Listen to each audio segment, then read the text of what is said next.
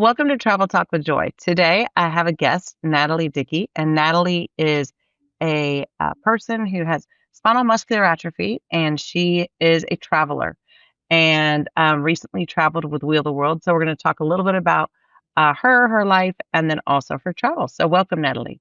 Hi, thank you for having me. Absolutely. So I saw a picture of your trip with Wheel the World, and on this trip, you and your brother and your husband and your parents were all on this trip. And I was like, ooh, that's so interesting. So tell us a little bit about your family and the dynamic of your unique family. Yeah, my brother and I both have spinal muscular atrophy. So we've been in a wheelchair our whole lives. It's just the two of us and then my parents.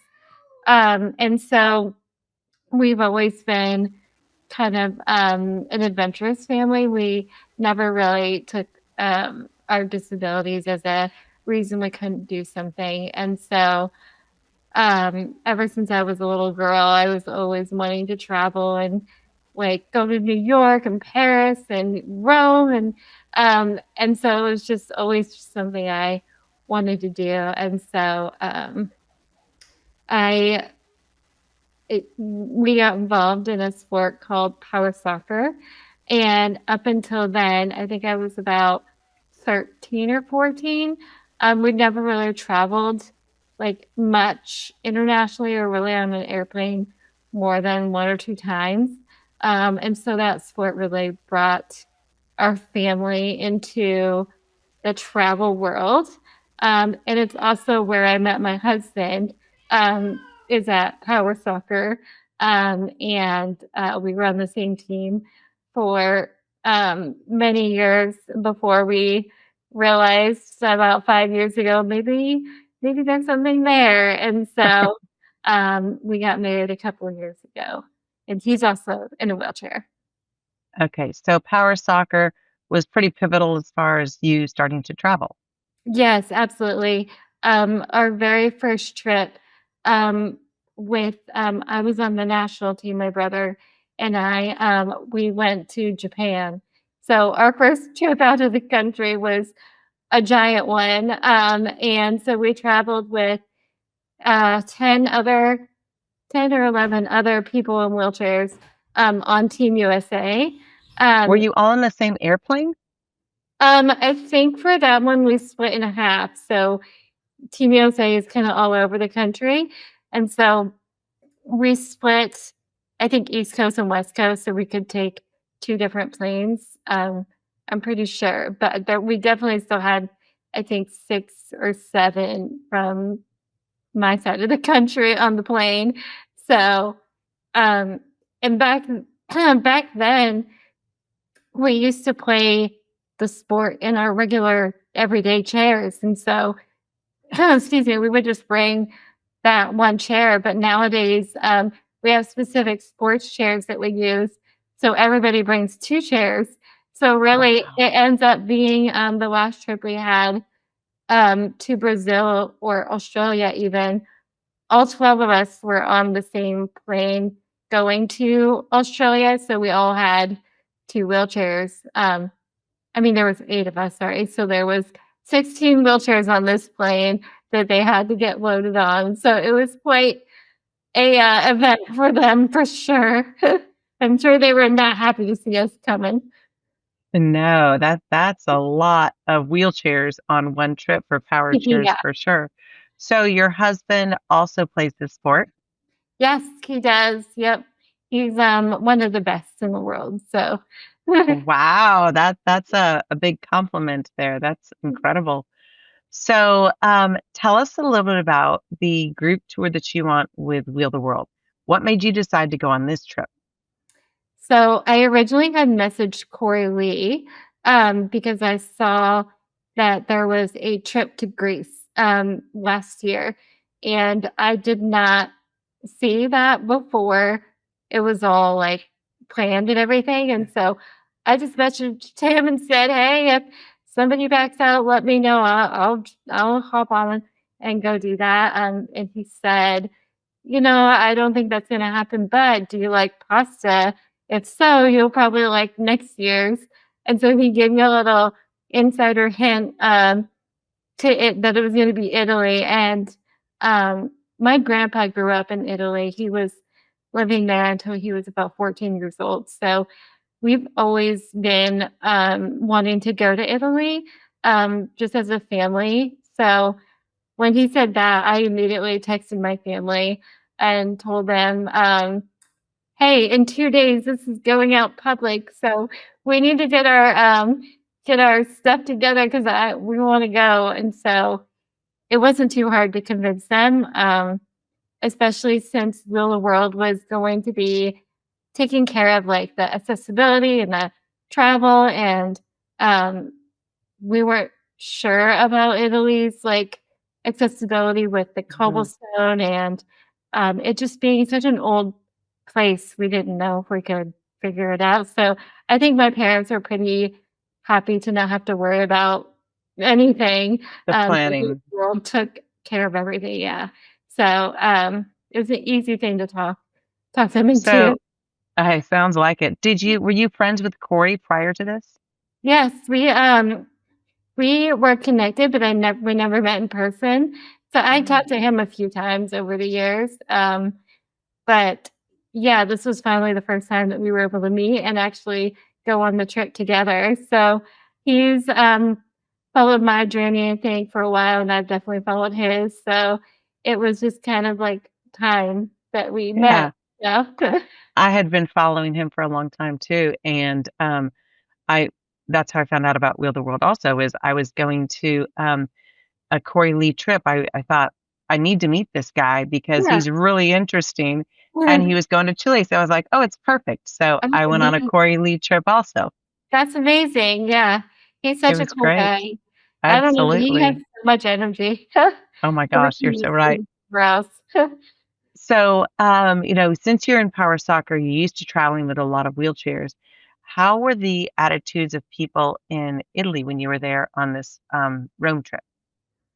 They were great. I mean, we didn't have any issues. I mean, there was one time that Jordan and I, my husband was, we were walking around Florence, and there was a step getting into a chocolate place. It wasn't too big of a step, but it was just big enough. But I wanted to attempt to try and get in, and I couldn't get up by myself. And this guy came up to me and said, "Do you mind if I help you?" I was like, "Yeah, sure." And he knew what to do, so I don't know if he maybe knew somebody else in a chair Uh-huh. who just popped me up. And so he was super friendly, and everybody that we met around was always super nice. All of the waiters were super accommodating, making sure we had rooms at tables or they moved chairs around. Like, it's a busy year for them with the Jubilee and being summer. Like, they could have definitely been stressed out and tired of people, but everybody was so friendly and so nice. So we didn't That's run into great. anybody that was, yeah, it was great. So, what is a favorite memory for you and your husband on this trip? Let's see. I would say my favorite memory from this trip um, was when we were in Rome. He and I were walking around.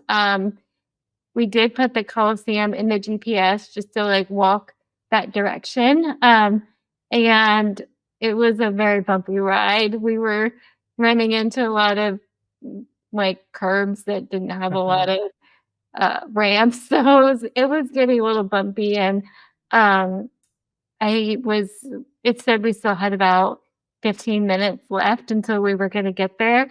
And we'd already been going for about 20. So I said, you know what, maybe we should just turn around and head back. And the corner that we stopped at, we looked up the road at the cross street, and there was the Colosseum just standing there.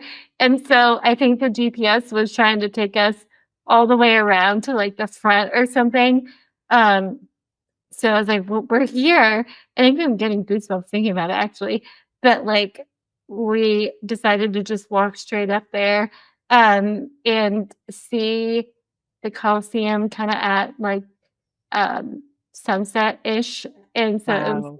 perfect lighting, um, and just like happening like upon it was just such a crazy experience to just see it like right behind you all of a sudden. So we just Absolutely. took it in for a while, and um, yeah, it was a great moment.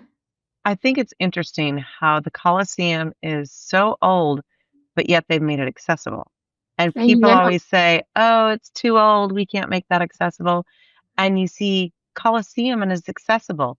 Can you talk Exactly. about the your experience in getting into the inside of the Colosseum, please?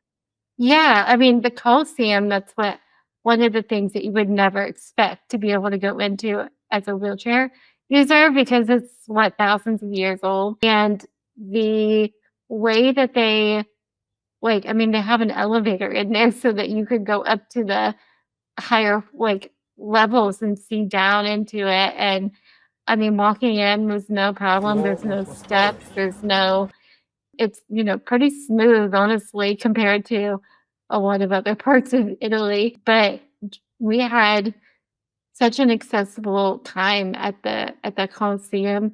It was just such a surprise. I heard that it was accessible, but you don't really know how much. Like a lot of times it's like, yeah, you can get in, but you can't really go anywhere. And so we were able to like walk around the whole excuse me, balcony area. We walked around like the outside of it a little bit and then through the Roman ruins outside of it too. And I mean, it was great. I felt like we were able to see so much of it and learn about the history of it from our guide. And so seeing it and hearing about it at the same time, it's like it's magical. And then how did you get from Rome to Florence? Yeah, so we took a train, um, and it was such a cool experience. I've never been on a train in Europe before. So they had this like lift that rose our chairs up to the level of the train, and then we were able to just back in, and we had our own little table where they served snacks and drinks and stuff. So it was the perfect height. Jordan and I both fit perfectly in that space, and so um it was such an easy trip. It was like an hour to get from Rome to Florence, and then you get to see, like, the beautiful countryside of Italy and so many sunflowers. I remember seeing out the window. I just wanted to pop out and just go running through the sunflower field. But, yeah, it was so easy. Train stations are also super easy, and Were the this staff in the stations was that a difficult process dealing with the staff in the stations, or, was that something that you were surprised how easy it was? Yeah, so I mean, the staff was super friendly. Our paths with Will the World was with us, and so she was able to help guide us to the Cellar Blue office. And once we were there, they just told us sit here, and we'll take you to your train. They walked us and they helped us with our luggage, um, took us to our train car, and then when we got there, they were already standing outside of our train door waiting for us to get off and then walked us out um to the entrance of wherever we needed to go so that we weren't lost and everybody was super nice. So then when you got to the other side, did you take then a van to get to your hotel, or how did you get to your hotel? They did have a van for us. We could see the hotel from the train exit. So we could have probably just actually my mom walked because we ran out of room with all our luggage, but um they did have a van for us to get over there. But we ended up just walking back to Mhm. the train station on the way out because my family went to Venice afterwards. Um and so there was a tunnel directly in the parking lot of our hotel that went straight to the train station, so that was even easier because Wow. we didn't have to worry about the sidewalk. So did you take the train to Venice or a van? We took the train. It was a little longer. It was like an hour and a half. but still super easy. Um, it was a little bit more difficult to figure out on our own because Will the World set up our train tickets for us for Rome and Florence. So I was trying to get the information on like how to do it for Florence to Venice. And so it's a little bit complicated, but I finally figured it out. So we were able to do the same thing. And again, they were super nice in Venice. They walked us all the way out to the like where the boats were so that we could buy our tickets. And I mean, it's such a perfect like service that they have for that reason. So you got on the accessible boat then that took you into Venice? Yes. Yep. Actually, all of the excuse me, all of the um Venice water taxis are wheelchair accessible, which I was surprised to hear. So they can Wow. take at least one wheelchair. Um, the main lines that go up and down, like the big canal, are really big. They can hold a ton of people. So we had no issues getting all three of our chairs on those ones.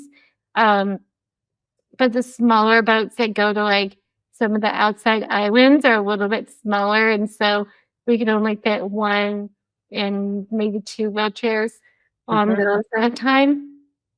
But yeah, every single one of them was accessible. So it's not like you had to wait for one boat to get there and one boat only. So That's incredible. I didn't know that. yeah, they always made sure we got on first. So they got everybody off that was getting off and then put down a little ramp so we could get over if the tide was like too high or low. Hmm. Um, and then we just got on, and then they do have spots for wheelchairs if you want to like sit next to somebody with like there's chairs or Hmm. actual spots, but I just wanted to sit out in the water. So Yeah. it was So just then when you got to Venice, I've been there before and there's all the bridges everywhere. So what is the solution to the bridges when you use a power chair in Venice? uh, it's it's tough. It requires a lot of planning when you go to Venice in a wheelchair because there's very limited number of bridges that have ramps added onto them. There are a Hmm. few um, that they kind of makeshift some sort of ramp to go over it. And a lot of them are in the main areas by the basilica, and a lot in the neighborhood area where the locals live. But most of the time, you do have to get on a boat anywhere you want to go because you can't switch islands by walking. So you have to switch islands by boat. So that is kind of like annoying because you have to really like make sure you know where you're going. But the city does have like a map and it's color coded as to which islands are accessible and which ones are kind of accessible. That's So really helpful. it is helpful. It hasn't been updated since 2017 though. So I don't know if it's still like super accurate, but um I think there definitely could be more info out there about Hmm. this and its accessibility because we didn't really know before we got there. So Yeah. So that was an add-on to your group tour. yes. So back to your part in Rome and also in Florence. Besides the Colosseum, what were other things that stood out as like, wow, that was really great to see? Yeah, I mean, so going to see the Vatican and just going through the whole like Vatican museums, but then also being able to see the Sistine Chapel. Um, they told us multiple times that the lifts that they use to get to the Sistine Chapel is very unreliable. And so Mhm. we may or may not get to see it. There's like probably 8 steps to get to the floor that it's on. And so they have just like a stair lift. But luckily it was working that day. We all got Yeah. to go down there and see it and just like take in the marvel that Michelangelo painted this whole ceiling. Um, On I his mean, back. yeah, on his back. It's like Unbelievable. making the paint from scratch and like it's just it's wild. And then getting to Florence and seeing the David that he also did, just like this one person is such a great artist that he can paint a whole ceiling and then also do this like perfect sculpture. It's just, and he was young, really, for how he did all that. But um, yeah, so seeing all of that was just so like fulfilling. Mhm. Being able to experience that and like, you've seen it like through school all the years, like art class, art history. And so you have such a more like profound appreciation for it when you actually get to see it in real life. So Absolutely. I think of the other thing is, like, the idea that the accessibility is there to get there. Like, to me, literally blows me away. Again, the idea that so old, but yet you're able to see it as a person yeah, uses a wheelchair. yes, exactly. There's another building in Florence that was, it's where the Medici family is buried. And when you go in, or it's like upstairs, there's probably like 8 or 10 steps that go down. Um, and it was fairly narrow, so I didn't think we were going down there. And then all of a sudden, this girl pops a button, and out of the floor comes this lift that came out and then over the stairs. And so we all got on there and went down. And so that's another thing where it's like, I don't remember how old that building was, but we were able to put it in, so people like us were able to still experience it. And it's just like, it felt like more of they did it because they wanted to, not because they had to.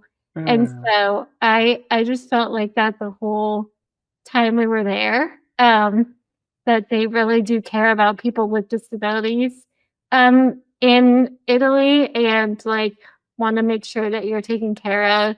I mean, even the, tickets for the water buses were our attendants were free, and my mom and dad both got to ride for free. And then we just bought, I think our tickets were $1.50 compared to what, like, I don't know what the regular price is, but Yeah. I know it was a discount. So it's like things like that you can get, like, they care to make sure that people with disabilities are still able to get around and see things and do things that everybody else can. So I think your idea that they do it because they want to do it, not because someone's forcing them to do it, it's yeah. a different level of care, and, yeah, it's really special when you see that that's why they're doing it. Yeah, absolutely.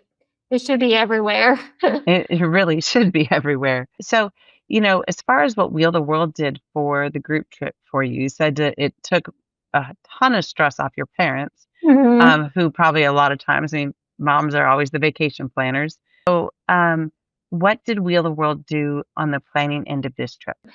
So on our group trip to Rome, Will the World planned all of our hotels. They did all of our transportation. They planned all of our tours, and connected us with our tour guides. They gave us suggestions whenever we asked. They did it all. We didn't have to worry about a thing. Um, Everything that they like picked out was perfect for us. We had giant rooms in Rome. I was ready for a really tiny room, but it was huge. And the one in Florence was definitely smaller, but it was still super nice. It was very accessible. And so I think like them scoping, having Real World scope out um, all the accessible rooms and hotels and it's transportation really solves like a lot of problems because that's the hardest part about traveling. Um, Mhm. you get there and you're like, "Oh, I can't get into the room." So not having to worry about that is key. Um, and having tours that know you're in a wheelchair and know you can't go upstairs, obviously, you can't go here and there. And so having people that are knowledgeable to your needs is also very important. And so that's also so nice that they did that. Yeah. So what would you say to someone who is considering a group trip, but they're on the fence? To anybody considering a group trip with Wheel the World, I would say do it. I think it's if it's your first time traveling, especially because you don't have to worry about it. You don't have to worry about um, showing up somewhere and it not being accessible, or not knowing if your transportation's gonna show up. Everything is taken care of you for you. So I think it's just such an easy way to travel stress-free, and be able to enjoy the cultures and trips of all the different places around the world. I love it. I'm so glad your whole family got to have this experience together when it was where your grandfather grew up. And, I also hope that now you guys are just going, where are we going to go next? Oh, yeah. I got the email about Barcelona that they were looking for more people in, I think it's October or September, and I was like, "Jordan." He's like, "No, it's not home. I'm already ready to go. I'm ready to go." Yeah, I think that once you've experienced accessible travel with other people doing it, it really does make you go, I don't wanna have to do it the old way of doing Yeah, massive internet research, trying to figure out making phone calls, everything. It just exactly. saves, it reduces stress, saves so much time, and you're guaranteed the right outcome. Right. I mean, planning Venice, they everybody just gave it to me. They said, "Natalie, you're in charge of Venice." And so, doing research, and I did spend a ton of time trying to figure out, okay, which hotel is going to be able to fit all three of our wheelchairs? And are we going to be able to get on the boats? And which Mhm. restaurants are we going to be able to go to um, for my brother's birthday? And just trying to map out walking directions, and it was a lot of work, so trying to do that for like, even looking at Rome before we left, it's such a giant city. I was like, "I don't even know where to start if I wanted to, like, find something else, like, to look at while we're there," but that's exactly, you save so much time and get to put it into your trip instead of worrying about the details. For sure. Well, did your brother and your husband have equally as good of a time? Were they all like, "Yes, let's go again"? Yeah, yeah, I think so. My brother's, I think he's ready for a little bit of a break before he travels again, but he, Jordan definitely, is ready to go with me too. I think we're actually gonna go to Cancun in February for my birthday, so we're planning that one right now. But after that, who knows? Well, we thank you so much for talking about your experience on your group tour here with us. And we just can't wait to see you on a next group tour or just individual vacation package with us. We are here to help you. Absolutely. Thank Thanks you. for Have a great thank day. you too. Thanks.